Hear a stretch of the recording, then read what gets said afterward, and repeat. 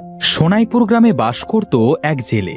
জেলে নদী থেকে প্রতিদিন যে মাছ মেরে আনত, সেখান থেকে একটি মাছও সে বিক্রি করতে পারত না, কারণ তার বউ ছিল বড্ড মাছের পাগল। আহা, কি সুন্দর মাছ! ওগো, আজকের মাছগুলো তো দেখছি অনেক বেশি ভালো দেখতে। বলি শোনো না, আজ এই মাছগুলো বাড়িতেই রাখো না, কাল থেকে বরং হাটে বিক্রি করো। জানতাম আমি। হ্যাঁ রে দিবু, তোকে আমি বলেছিলুম না, আজও দেখবি তোর বউ হাটে মাছ নিয়ে যেতে দেবে না। হলো তো, সত্যি হলো তো আমার কথা। শিবু দাদা, তুমি চুপ করো তো। তুমি তো একটা মাছ পেলেই বিক্রি করতে নিয়ে যাও। তুমি কি করে বুঝবে মাছ খাওয়ার স্বাদ? এই চুপ করো তো, আর ঝগড়া করো না। প্রতিদিন তোমার এই একই কথা শুনতে শুনতে আমার মুখস্থ হয়ে গেছে। যাও, মাছগুলো কেটে রান্না করো। হে, এবার ঠিক আছে। প্রতিদিন এমন বাচ্চা লোকের মতো সব মাছ আমাকে দেবে? দিবুর কি মাছ পেটুক বউ রে বাবা! আরে এমন মেছো বউ যেন কারো না হয়, বাবারে বাবা।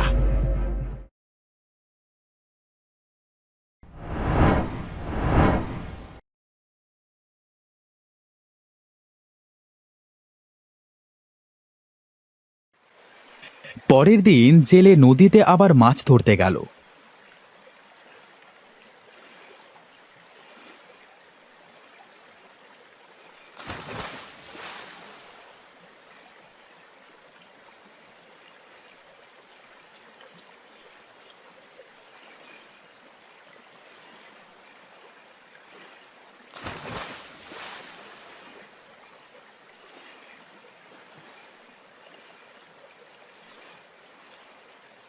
কিন্তু সেদিন কোনো মাছ সে পেল না।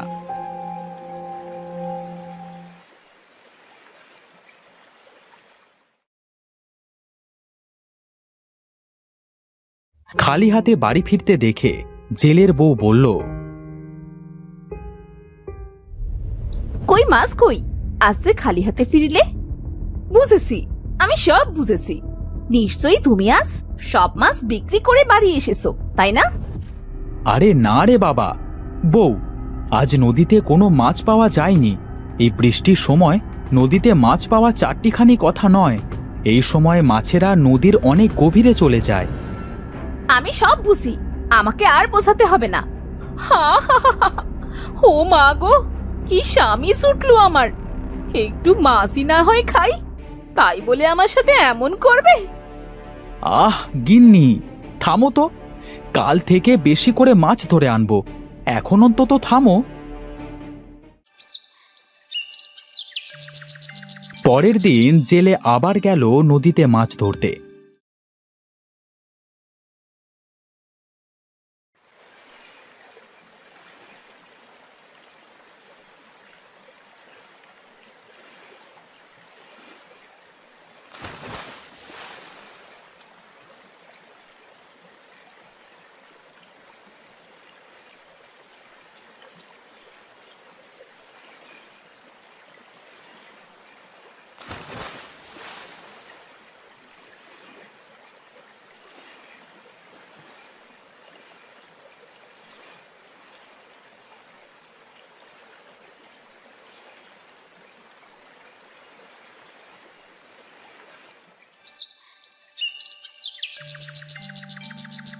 কিন্তু সেদিনও সে নদীতে কোনো মাছ না পেয়ে বাড়িতে ফিরে এলো।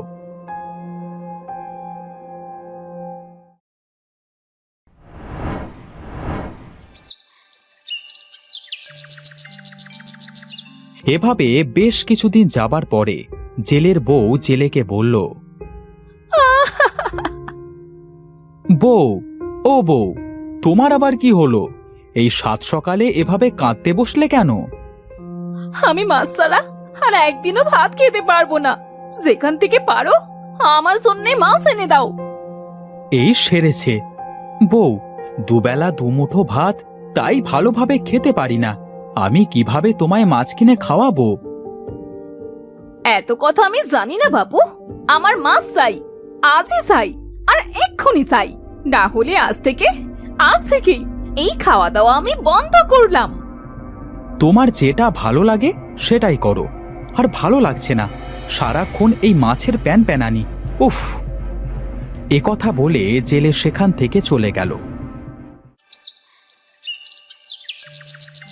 কিছুক্ষণ পরে একটা বুড়ি এলো জেলের বাড়িতে।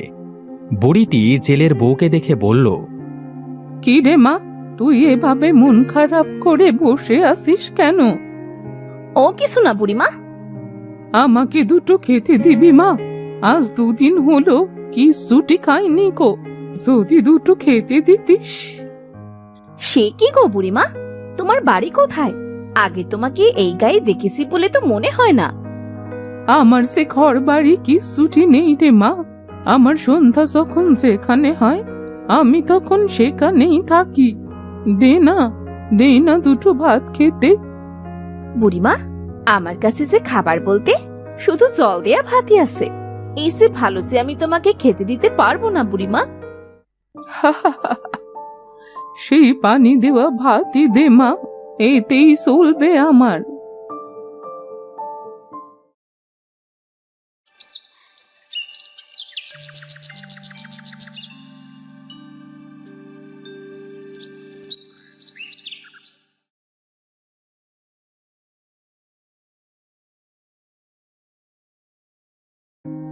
জানো গো বুড়িমা, তোমাকে আমি বড় মাছের মাথা দিয়ে ভাত খেতে দিতে পারতাম, কিন্তু আজ কদিন ধরে আমার স্বামী একটাও মাছ পাচ্ছে না।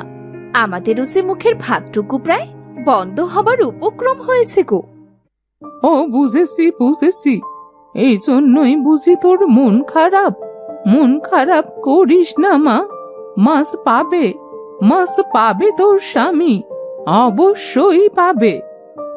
না গো বুড়িমা, শুনেছি এই বর্ষায় নাকি মাছ অনেক গভীরে চলে যায়, তাই মাছ পাওয়া যায় না গো।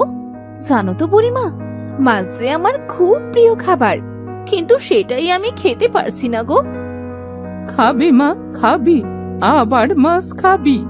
অনেক সময় সৃষ্টিকর্তা আমাদের পরীক্ষা নেন, কিছু দিয়ে আবার কিছু না দিয়ে, হয়তো বা তারই কোনো পরীক্ষা এটা। জানি, সেই আশাই তো বসে আছি গো বুড়িমা। জানি না আমার কি হবে, আর কিছুদিন মাছ না খেতে পারলে তো আমার দমই বন্ধ হয়ে যাবে গো বুড়িমা। পাগলি মেয়ের কথা শোনো, তুই একটু করা, তবে তোর মনটা বেশ ভালো রে মা।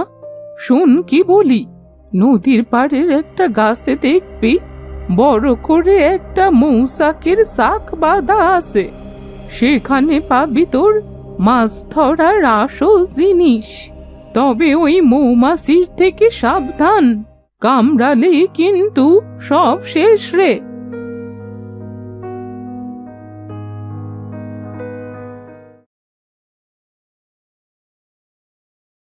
বুড়ি দিনার কাছ থেকে বিদায় নিয়ে চলে গেল।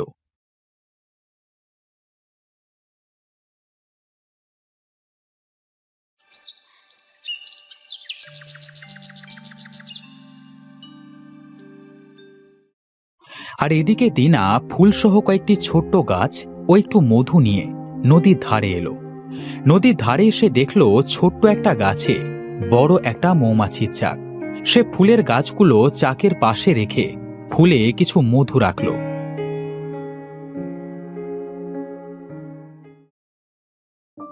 কিছুক্ষণ পরে সব মৌমাছি গিয়ে ফুল গাছে ভিড় জমাতে লাগলো। এই তো সুযোগ, দেখি তো এই চাকের ভেতরে কি এমন আছে। বুড়িমা যখন বলল, নিশ্চয়ই তখন ভালো কিছু আছে।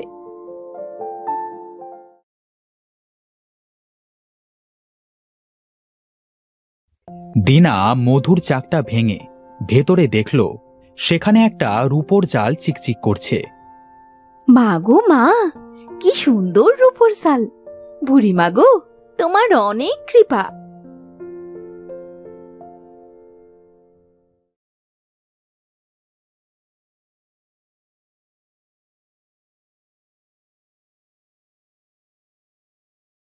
দিনা বাড়ি গিয়ে সব জেলের সাথে খুলে বলল। সব শুনে জেলে বলল, সত্যি বলছো বউ? এটা এটা রূপোর জাল? কাল থেকেই মাছ ধরতে যাব। বুড়িমা যখন দিয়েছে তখন নিশ্চয়ই ভালো কিছু হবে।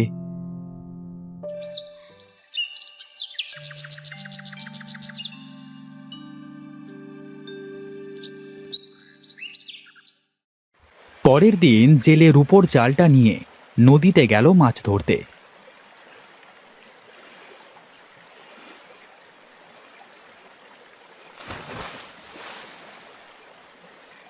জেলে নদীতে জালটা ফেলবার সাথে সাথেই জালের ভেতরে অনেক মাছ বাঁধল। সৃষ্টিকর্তা, তোমার অশেষ কৃপা, তুমি স্বয়ং বুড়িকে আমার দ্বারে পৌঁছেছিলে। যাই, আজ আর মাছ ধরব না, আগে গিয়ে বউকে মাছগুলো দেখাই।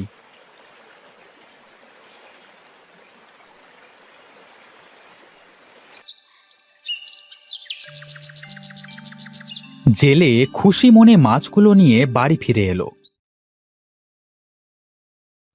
জেলের কাছে এত মাছ দেখে জেলের বউ আজ খুব খুশি হলো। এত মাছ সব আমাদের? তা নয় তো কি, সব আমাদের। বউ, আল্লাহ আমাদের দিকে চোখ তুলে তাকিয়েছে। হোগো, আমি বুঝতে পেরেছি কোনো জিনিস একা খাওয়া ঠিক না। এই জাল হলো জাদুকরি জাল। গ্রামে যারা গরিব মানুষ আছে, কাল থেকে তোমার সাথে তাদের মাছ ধরতে নিয়ে যাবে। সেখান থেকে কিছু অর্থ তারাও পাবে, আর আমাদেরও মাছের অভাবটা পূরণ হবে। তোমার মাথায় তো বেশ বুদ্ধি আছে বলতে হয় বউ। ঠিক আছে, কাল থেকে তাহলে তাই হবে।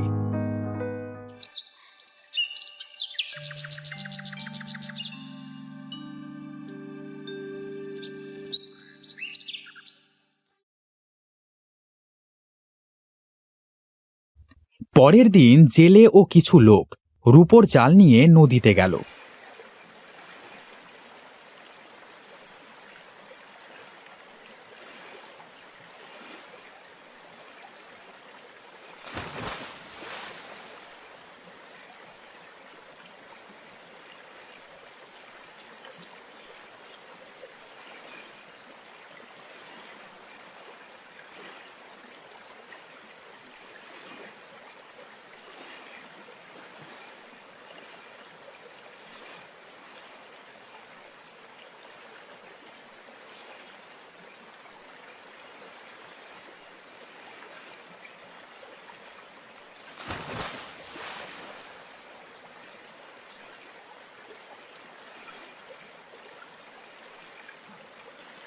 আর তারা নদীতে অনেক মাছও পেয়ে গেল।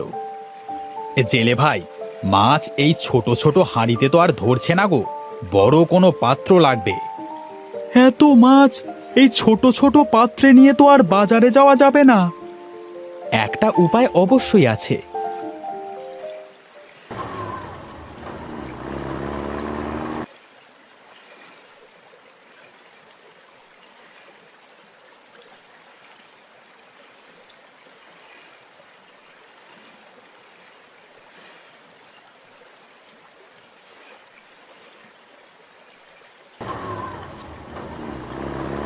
তোমরা সবাই আমাকে মাছ ধরবার জন্য যেভাবে সাহায্য করলে, তোমাদের ঋণ আমি কোনোদিনও ভুলতে পারবো না।